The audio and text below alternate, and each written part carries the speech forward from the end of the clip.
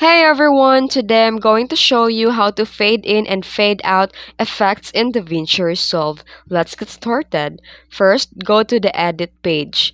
Then, in the video clip in your timeline, hover over the top left or top right corner of the clip. And there is a white fade handle, a small curve that will appear. Drag it inward to create a fade in or fade out effect. Then here, you can use the inspector panel.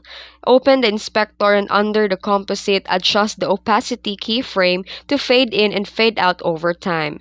And to fade in and fade out the audio, just click the audio track and hover the top left or top right edge in the video. Drag the fade handle or to fade in or fade out the audio and edit the volume in inspector panel. And that's how you fade in and fade out your video in DaVinci Resolve. If you found this video helpful, don't forget to like and subscribe for more tutorials. Thanks for watching.